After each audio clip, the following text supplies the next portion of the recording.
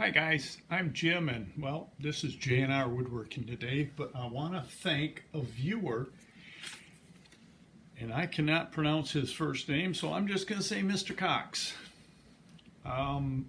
He told me to try RC Cola instead of Pepsi, and it's pretty much the same. So from now on, I will be drinking RC Cola. No more Pepsi or Pepsi products. Pepsi owns more companies than you can even imagine. Go on your little smartphones here and ask to see a list of the products or companies Pepsi owns, and it is unreal. They own more companies and products. Lay's potato chips, Tostitos chips, Roll Gold pretzels, Ruffles potato chips, Smart Food popcorn clusters, and it's just unreal. Mountain Dew throwback, whatever that is, Mountain Dew, Diet Mountain Dew, Pepsi Gold. It's just, I looked up one spot, it said in 2017 Pepsi grossed $270 billion. Now come on, Pepsi, pull your head out of your butt and get out of Russia. And they've stopped selling Pepsi in Russia. Ooh, big deal. They just sparked a deal with Russia to send, I forget how many tons of Scottish seed potatoes to Russia. $800,000 deal. As far as I'm concerned, they're supporting the war between Russia and the Ukraine. I don't want anything to do with their products. Now, another thing, Vincent, I just don't know how to pronounce his first name, but he also reminded me of something I had when I was a kid. My mom always sent us a dessert in our lunch when we went to school, and it was moon pies. I had kind of forgot about that until he mentioned, Jim, try RC Cola and moon pies. So I went out and I got some moon pies today. I finally found them, and I have been drinking my RC ever since you told me about it. And that's all you'll ever see on this video again. I don't care if Pepsi pulls out of Russia completely. I'm done with them in any company they own.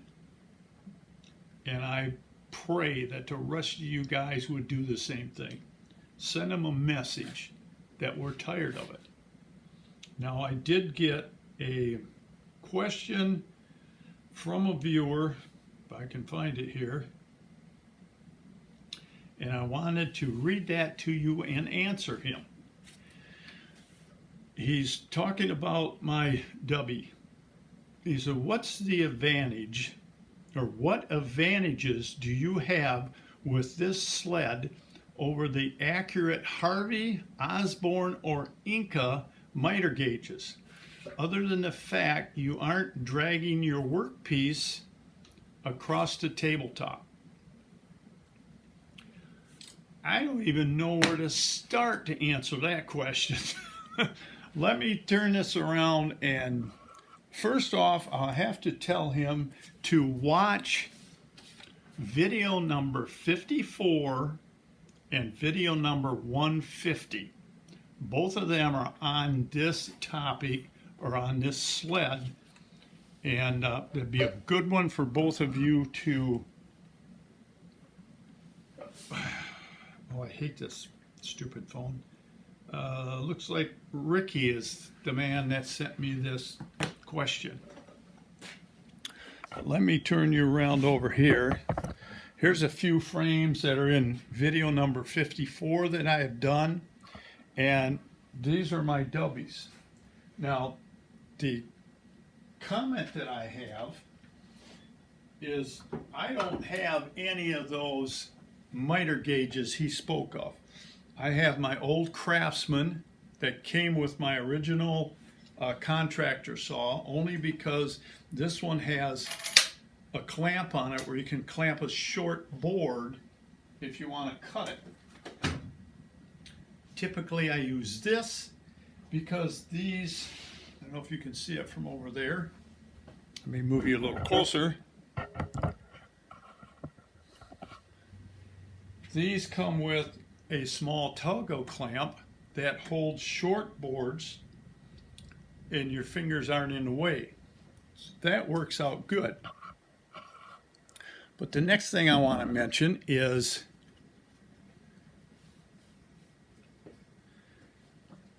most all these miter gauges, you have your scale on here. And if you look real close, the distance between 1 degree is about 1/16 of an inch.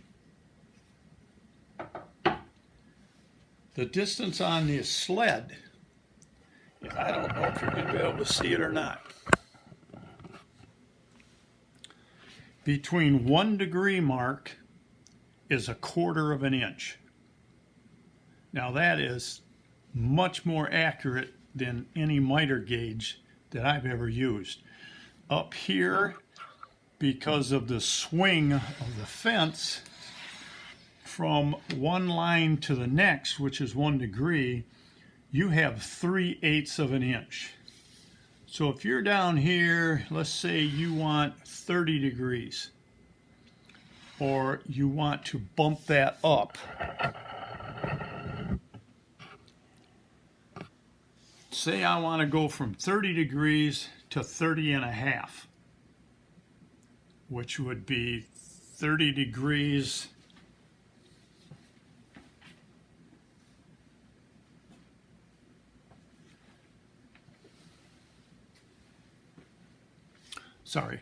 if I want to go from 30 degrees to 30.5, which would be 30 degrees 30 minutes, if you want to get technical. If you got a line that's 1/4 of an inch apart, it's very easy to hit halfway between them. Or if you want to tweak this up to 30 degrees and 3/4, it's just, I don't know how you do that on a miter gauge accurately without adjusting it and making a cut and checking it and tweaking it a little more. These are just so much more accurate. It's mind-boggling how good these things work. It also has the stop that's built into these things. I don't know if I can show you. This is the stop that's on this one, and it slides in and out. Now you can also, I'll have to show you on this one here. This is the stop I've got turned around out of my way if I want to put a long board in here. You can spin that around. Now, you can pull it out. This is how it's assembled on this sled. It goes up here short. If you pull it out, flip it over, and lock it down, now from the saw cut to the adjustable stop, you got 54 inches, I believe.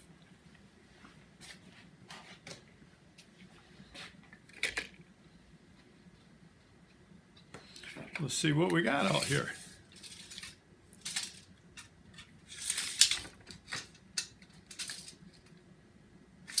I got 53.5 inches. And this is what they would call a micro adjustable stop. They got little thumb screws on these brass machine screws, and you can turn that and adjust it. They turn hard That's so they won't move because there's no lock screw. But when I'm not using it, you can store it right in the fence. You just turn it around backwards. I mean, what I used to hang a lot of steel doors. I used to do a lot of house remodeling. And to hang them doors, to get the frame straight, I'd hang the hinge side first. Then I would put a level across the top of the frame, and I would lift or let it settle to get that square. So when you shut the door from the inside, your crack is the same all the way around the door. Now, I wouldn't try doing that with this little torpedo level. And if these little miter gauges and this little torpedo level is all you need to do that job, then I'd have to ask you, why do we have levels that are 4 feet long? I have one that is 6 feet long, and you can get them up to 8 feet long. It just makes more sense to have something, the longer the tool is you're using, the more accurate it is. And the same with these. The longer this fence is, the more accurate it's going to be on one of these miter gauges. Now I have to say, I've never owned one of these, would he say, Osborne Inca. A stupid phone rebooted on me and I gotta unlock it now. Harvey, never heard of a Harvey. I think I've heard of Osborne. And the Inca, I have an Inca finger joint fixture, which is top of the line, but I've never owned one of these other miter gauges, and I don't need one. This does everything I need to do. So I guess I just wanted to answer his question, let him know to watch video number, what is it, 54? Yeah, 54 and 150. And I explain in 54 about making all these picture frames I laid back out over here. How easy it is with these two sleds. And trying to make a picture frame on one of these miter gauges, I suppose you could do it, but you're not going to do it half as fast or accurate as I can with these Dubbies. I make a lot of picture frames and I sell them, and I couldn't imagine getting rid of these and going to one of them to do that job. To me, it'd be way too slow.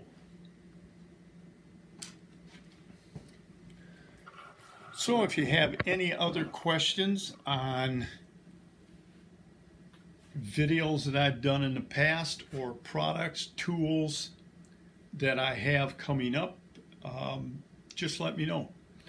I have been doing some reviews on some tools. I've got a company that wants to send me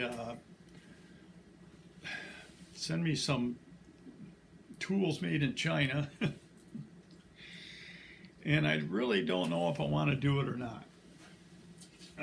I suppose, it's for an entry-level tool for somebody just starting out that just don't have the money to buy bigger and better ones. I guess I have to see it and test it and run it and see how it works. I don't know. I guess I just have to cross that bridge when I get to it and take a look at the tool and see if I actually want to do the video or not. So keep watching. You never know what you're going to see. And if I do a review on something, I will give it away. I don't keep tools I review on. So until next time, please subscribe. Work safe, have fun, and I'll talk to you soon. So long.